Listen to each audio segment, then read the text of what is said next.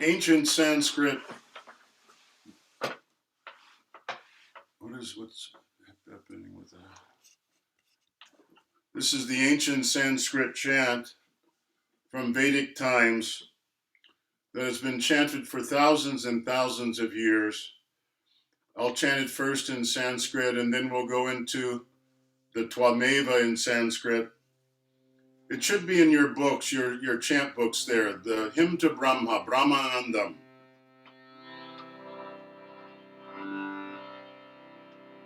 Brahmananda, Paramasukadam, Kevalam Jnanamurti, Natitam, Gaganasadrisham, Tattvamasya Laksham, Ekam Nityam, Vimalam Achalam, Sarvade Sakshibhutam, Atitam, Triguna Rahitam, Satgurum Tvam Namami.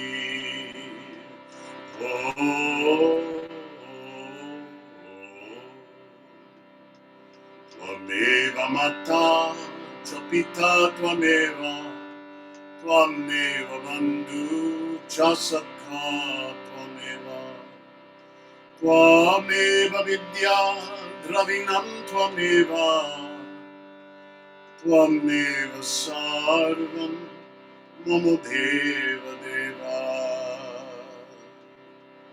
Thou art my mother, my father thou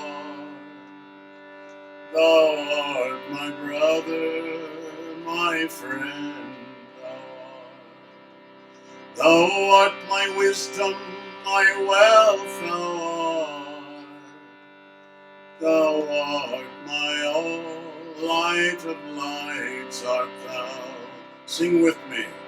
Thou art my mother, my father thou art my brother, my friend thou art my wisdom, my wealth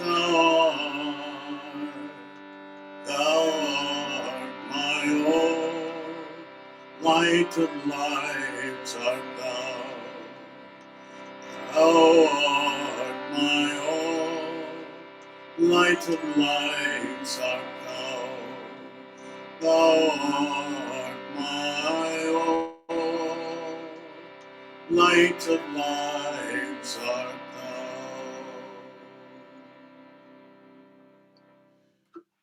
Now Denise is going to lead us in a chant of Saint Teresa of Avila.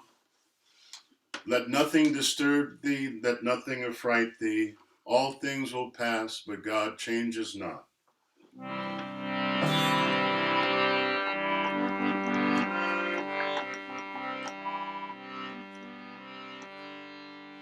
Let nothing disturb you, nothing affright you. All things will pass, but God changes not. Patience and endurance brings you to victory. Once you have God, you'll want nothing more. God alone, God alone, God alone's all we ever need. God alone, God alone, God alone's all we ever need. Let nothing disturb you, nothing affright you. All things pass, but God changes not. Patient endurance brings you to victory. Once you have God, you'll want nothing more. God alone, God alone, God alone's all we ever need. God alone, God alone, God alone's all we ever need. God alone, God alone, God alone's all we ever need. God alone, God alone, God alone's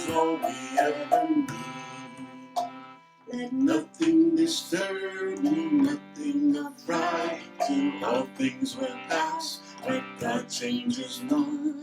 Patience, endurance brings you to victory. Once you have God, you want nothing more.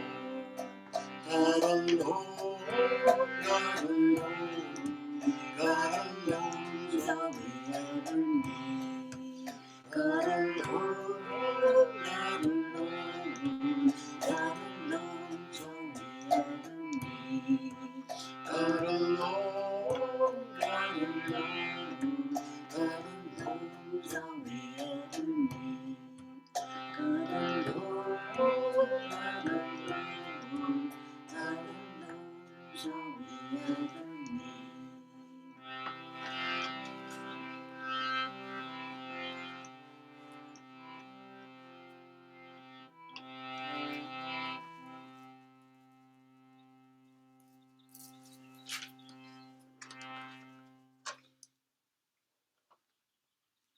Now we're going to go into meditation with that blessing of Teresa of Avila. As we go into meditation, let us feel that presence of the infinite spirit who is further than the farthest galaxy and smaller than the smallest atom, electron, or proton, dwelling in our own hearts.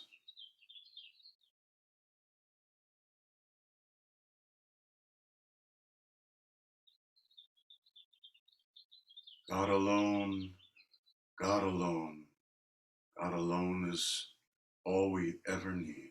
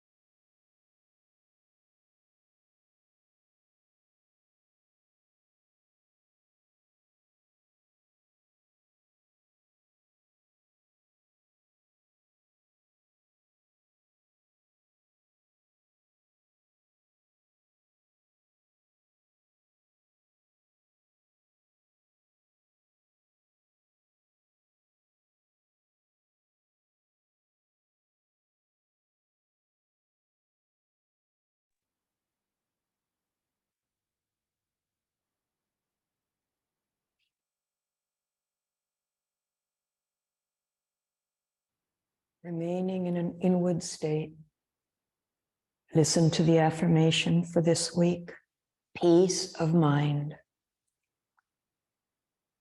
Peace of mind is the result not of money in the bank, but of prayer and meditation. The more one contacts God in meditation, the more he feels descending upon him a blanket, as it were, of inner peace, cooling his body, calming his restless impulses, and thrilling his nerves with ever new delight. Peace is like a weightless waterfall, washing away all worries and bestowing a new, glad sense of confidence. Peace of mind is his who knows that God is his only treasure. Let's affirm loudly, commanding the attention of the conscious mind. From pools of inner silence, I sip the sparkling waters of thy peace. From pools of inner silence, I sip the sparkling waters of thy peace. And now in more conversational tone, from pools of inner silence, I sip the sparkling waters of thy peace. And now taking it inward in a whisper, from pools of inner silence, I sip the sparkling waters of thy peace.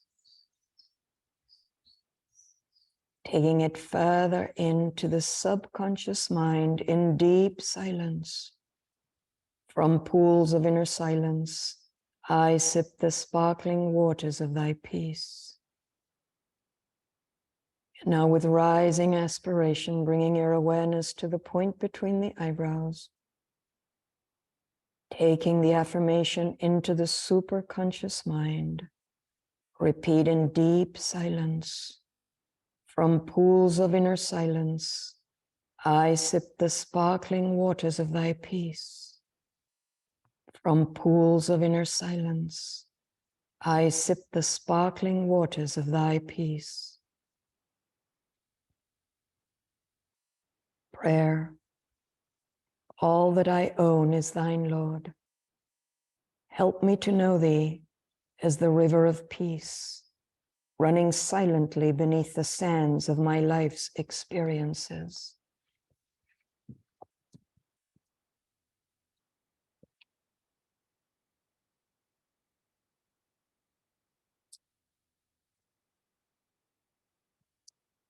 A reading from the Rays of the One Light, weekly commentaries on the Bible and the Bhagavad Gita by Swami Kriyananda. Today's reading is week 25, entitled The Eternal Now. Truth is one and eternal. Realize oneness with it in your deathless self within. The following commentary is based on the teaching of Paramhansa Yogananda. When will I find God? Many devotees have asked this question because worldly goals require time, usually for their fulfillment. We imagine time to be a factor on the spiritual path. And so it is, but only because we think it is. God is as much with us now as he ever will be. It is not he who needs to come to us. We need to come to him. And that process of coming is a matter of transforming our self-perception. In the Gospel of St. John, chapter 4, Jesus Christ says, "Say not ye, there are yet 4 months, and then cometh harvest. Behold, I say unto you, lift up your eyes and look on the fields, for they are white already to harvest." There is a practical teaching in these words, apart from their statement that we have God already and have only to realize that truth. Jesus is saying, lift up your eyes and look. To hold the eyes uplifted is the best position for meditation. For the seat of superconsciousness lies at a point midway between the eyebrows, in the frontal lobe of the brain, just beyond that point. This point is known also as the Christ Center. By lifting up your eyes and concentrating there, you will find it easier to enter the state of ecstasy. This is why saints in every religion have often been observed during states of deep inner communion with their eyes uplifted, focused on the inner light, white, as Jesus said, all ready to harvest. The Bhagavad Gita goes further into this meditative teaching. In the 6th chapter, it states, holding the spine firm, the neck and head erect and motionless, let the yogi focus his eyes at the starting place of the nose, the point between the eyebrows. Let not his gaze roam elsewhere. In meditation, tell yourself, I have him already. I am alive forever in the divine light. Thus, through Holy Scripture, God has spoken to mankind. Om. Om. Om.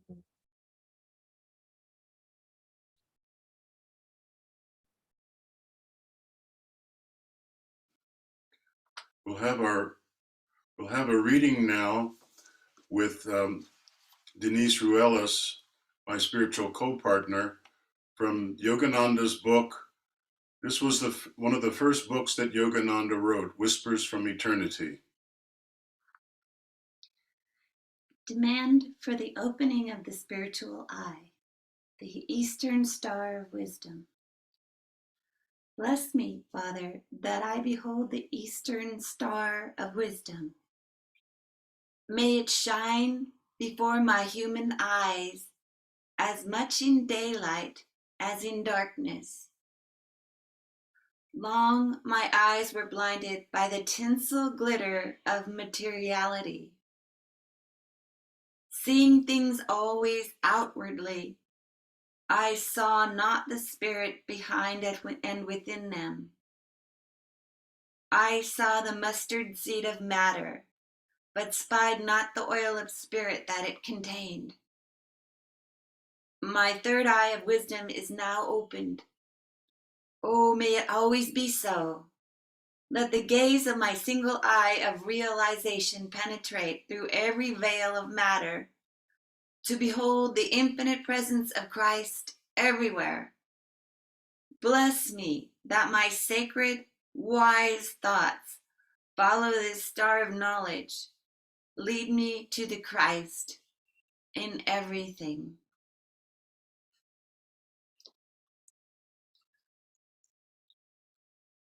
I asked Denise to read from Whispers in this particular passage because it describes the nature of our topic today of the eternal now.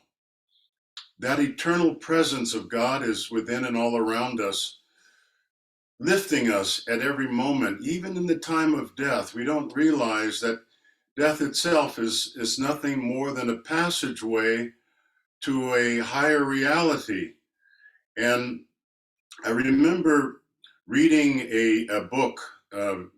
This is Testimony of Light. It's a book that a woman wrote from her friend who was, they were both nuns in this monastery in South Africa.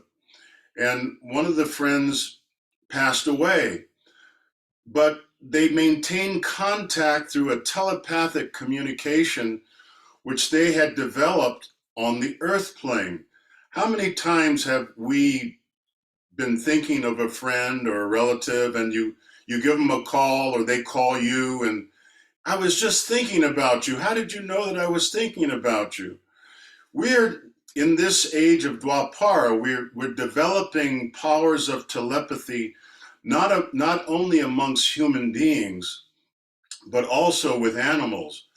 We have a lovely cat here named Lila, and it's amazing how we have this telepathic interchange going on with Lila, and she with us. She doesn't say a word. She doesn't complain a lot. She doesn't do meow meow a lot, only when her food is being served. But she's so patient, and we know what she wants when she's ready to be fed. And so these two friends, these two women who were in this monastery, one passed, her name was Frances, and the other was still in the physical world. And Frances started communicating from the other side what she was experiencing, and to her friend back in the physical world. And so her friend in the monastery began to write down what was being told to her by her friend on the other side. It's really a beautiful book. One of my friends who from Palo Alto, who passed away a number of years ago, Linda Gerber, some of you might know her. She read that book, and she bought many copies of it and gave it away to her friends. She said, "I'm not going to die. I'm going to live on." And that's our eternal journey. On the other side, this lady Frances was describing how she was taught how to meditate on the other side, that she could draw the presence of God into her life in the astral world. It's so beautiful. She has a little garden where she tends her garden, and she lives, and she has her place of where she lives, and Jesus comes to her, and he takes her on a journey to show her the different levels. As Jesus says, "In my Father's house there's many mansions." And so she is taken on this journey of the astral realm, and she's not able to go to certain realms because they're just too high. And Jesus tells her, "You have to meditate more. When you meditate more and can absorb yourself into my inner light, then I can take you to those higher realms." And it was interesting to see, she went into places that were like universities of knowledge, and they were working on experiments that were soon to be founded or developed in the physical world. And this is what people don't realize, that there is a link between the other side and this physical world all the time.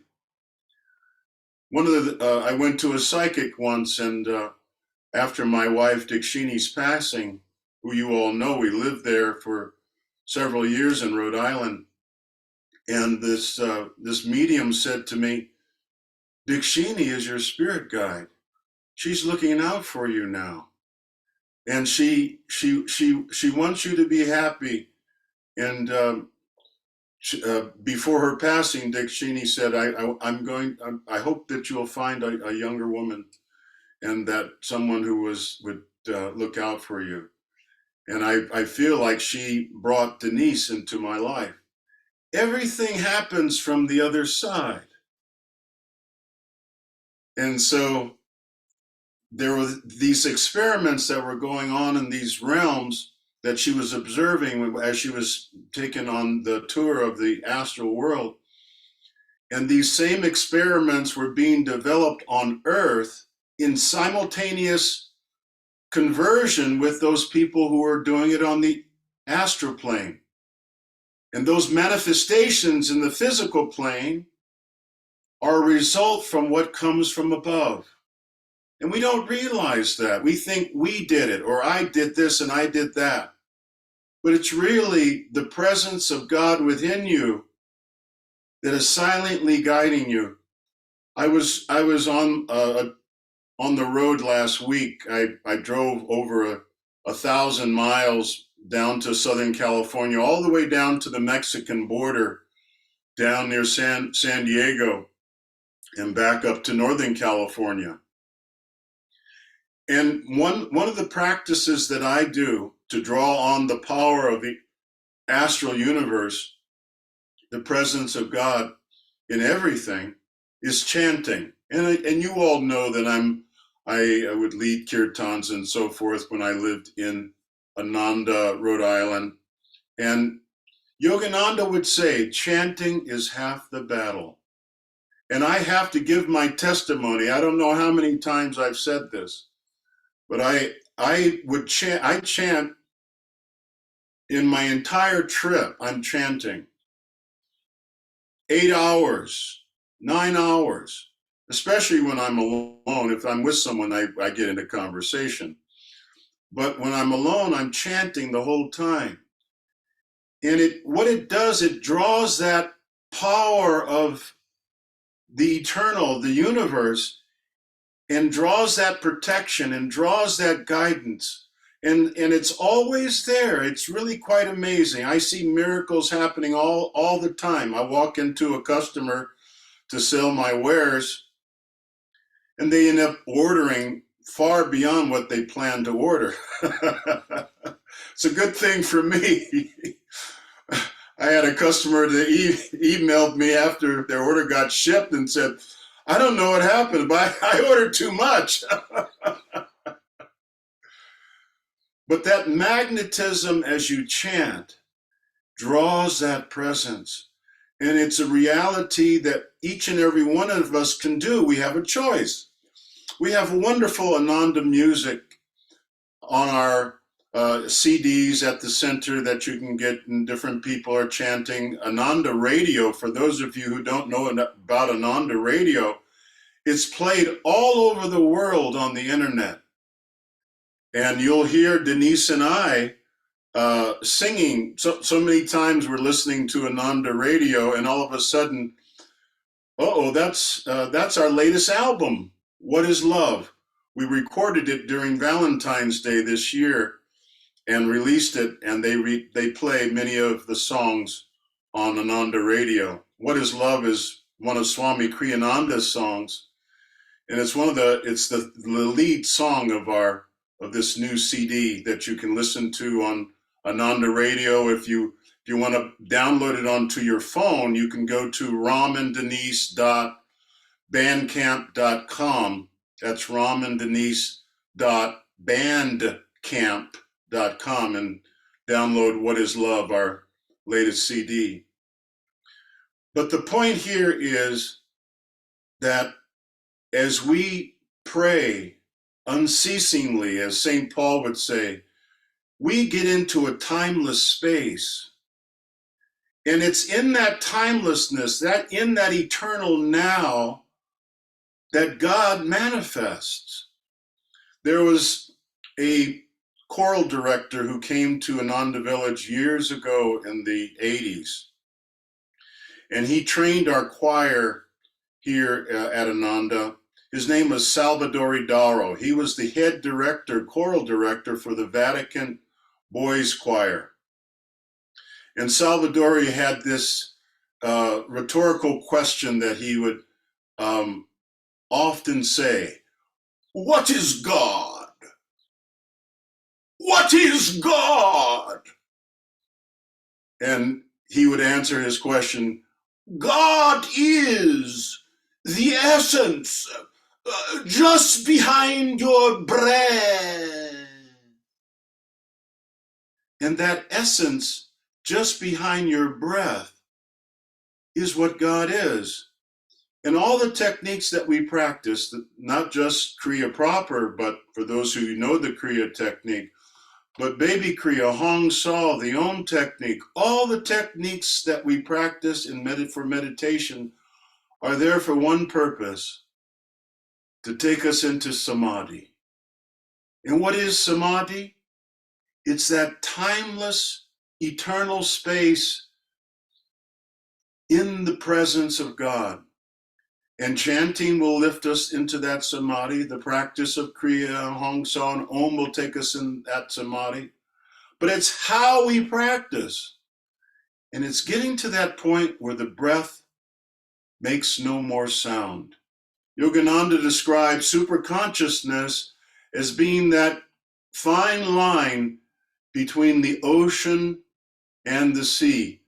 I love Rhode Island, and I hope Denise and I will be able to come out and visit someday, because Rhode Island is the ocean state. And I tell people it's the best kept secret in America. You have beautiful beaches, Narragansett Beach, and ocean there, and then you have beautiful forests all combined. And so Yogananda would say, when you're at the ocean, gaze at that fine line where the ocean meets the sky. That horizon line is that fine line that we want to see and go through to attain our samadhi and meditation. But we have to practice, and that's why we meditate, even if it's 15 minutes a day. Or even if we can't get to our meditations, we can always practice the presence of God through just chanting inwardly a chant or a song that you know. It could even be a popular song. Swami Kriyananda told me, he said, Ram, I want you to sing popular music. He said this to me back in 2004 in India. We were having breakfast at the table. I said, what do you mean by this, Swamiji?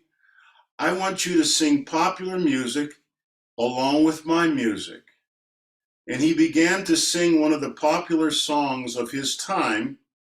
He used to sing in the high school jazz band. And so I imagine he sang this song by Cole Porter. Some of the old timers out in Rhode Island might know the Cole Porter song, like the beat, beat, beat of the tom-tom when the jungle shadows fall, like the tick-tick-tock of the stately clock as it stands against the wall, like the drip, drip, drip of the raindrop when the summer showers through.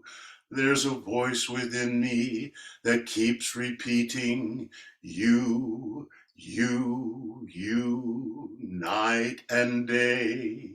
You are the one, only you, beneath the moon and under the sun. And so that song Swamiji sang during his time, this time I was with him in Gurgaon, and he said, Ram, I want you to sing songs like this, night and day, and offer them to God.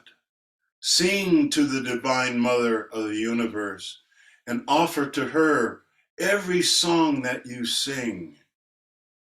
And I think that advice is something that's applicable to everyone. A lot of times people can't sing very well, but they sing in their shower and they sing beautifully. Even if you don't have a good voice, find a song that's meaningful to you, maybe a Beatles song, an old classic like Night and Day, or one of Swamiji's songs, What is Love, and make it your own and offer it to our divine beloved. That mighty source of all that is ever large, infinitely large, and both infinitely small at the same time, dwelling in your own heart. Someone came to Yogananda and he asked him a question, and Yogananda's response to the question was, love God. So the man gave another question. Yogananda's response was, love God. And the man answered it. He had another question, and Yogananda's response was, love God. And he walked out of the interview room and let that person respond inwardly and try to figure out what he meant by love God. Devotion is the greatest thing. Love for God is the greatest thing. And we need to practice whatever works for us when we relate to other people, Yogananda would say, try not to relate to them eye to eye. Try to feel like you are looking at their spiritual eye, at their third eye, at the point between the eyebrows. Try to communicate with them, not through their physical eyes, but their spiritual eye. Because on the astral plane, that's how everyone communicates. There is not only two eyes in our astral bodies. When we go to the other side, we have our third eye, which is open. And so what we want to do as devotees of this path of self-realization is to gradually open our spiritual eye. And one of the practices that Yoganandaji's guru, Swami Sri Yukteswar, told him was, he said, keep your concentration focused even not just in meditation, but after your meditation. Try to keep it focused. Feel the energy building in your third eye. And a lot of times I've taught classes in meditation over the years, and many times people say, well, I feel like I'm getting a headache here. And I said, that's not a headache. That's a divine magnetism building in your third eye. And as that divine magnetism builds through your daily practice of meditation and through living, we have to live our lives and fulfill our desires and ultimately understand that everything in our life and all of our desires are there for one purpose. Every relationship we have, even on this Father's Day, every relationship that we have is for one reason and one reason only. For our own enlightenment, for our own self-realization. So we have to see this whole play, this drama of creation, as an opportunity to awaken spiritually. It can take many incarnations for that process to awaken. But ultimately, if we develop that desire for God in our hearts, God must come. And it might not be in this incarnation, but God will come. Swamiji said to me, Swami Kriyananda said to me, he said, Ram, you only have a couple of more incarnations to play out. Bless you on your journey. And even when you attain your highest realization, like Swami Kriyananda, he said, I will come back to help my friends and family to awaken as a master, as an avatar. And this is the whole drama of creation. Yogananda, when he left his body, he had initiated everyone in his family into Kriya Yoga. Everybody in his earthly family. I don't have one person in my earthly family who is a Kriya Bond. I don't know about you, but it's very few people are interested in wanting to find God. We're wrapped up in this whole material Maya, this cosmic delusion. But if we can develop that desire, that devotion, that love for God in our hearts, we'll live in that eternal presence in this body, on the other side, and when we come again, that presence never leaves us, it's always there. We grow and grow until we find, as Yogananda said, infinity itself. God bless you all. We'll have our offering now, and then Denise and I will do a song. So please take what you would like to give, place it in your right hand, and repeat after me. Divine Mother, we offer to thee the fruit of our labors. Bless this offering, that it serve as a channel of thy light to true seeking souls everywhere. Peace. Amen.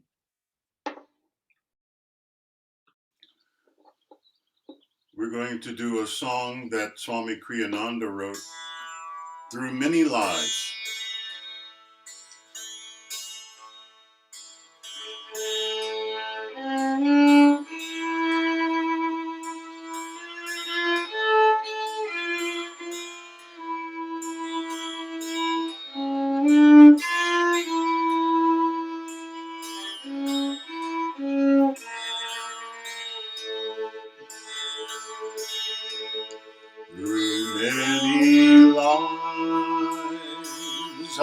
drunk the cup of laughter.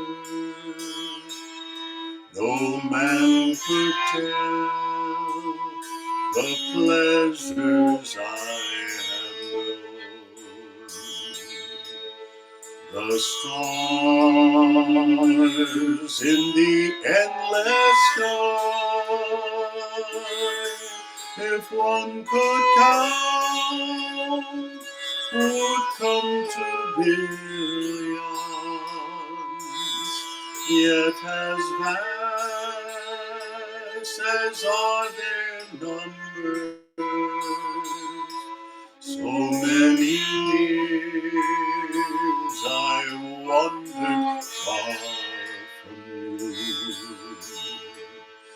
yet as vast as are their numbers,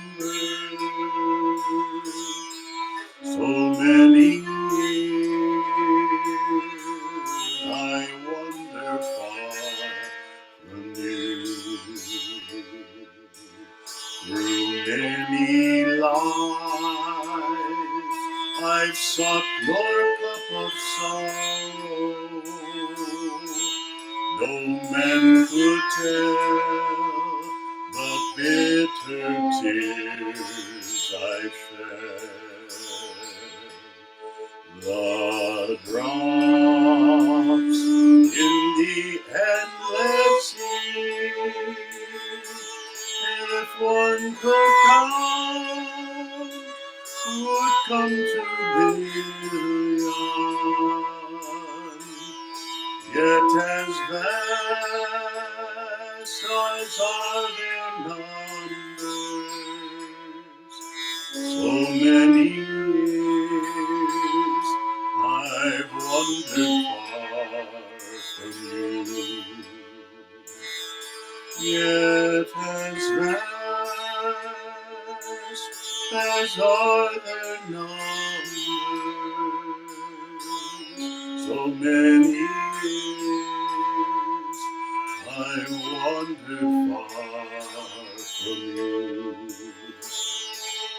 Through countless lives I've drunk your cup of sweetness,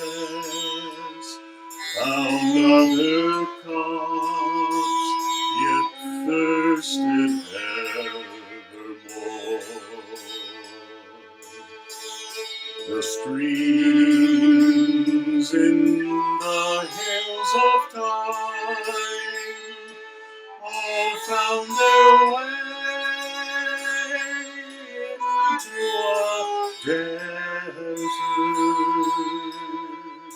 Every moon a bright fulfillment, ere many hours did sink to evening gloom. Every noon a bright fulfillment, ere many hours did sink to evening gloom. I long for you in summer and in winter, only for you my heart thirsts day and night. I've learned that the sweetest songs there's ever heard were but your echo. Lord, at last, fill me completely, for nevermore I wander far from you. Lord, at last, fill me completely, for nevermore I wander far from you.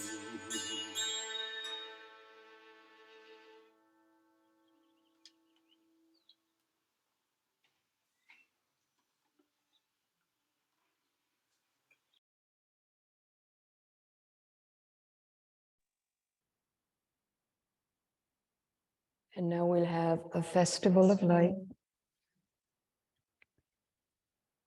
Let us lift up our hearts in a festival of light. The essence of the ceremony has been passed down from ancient times, waves that we are on the bosom of the infinite sea.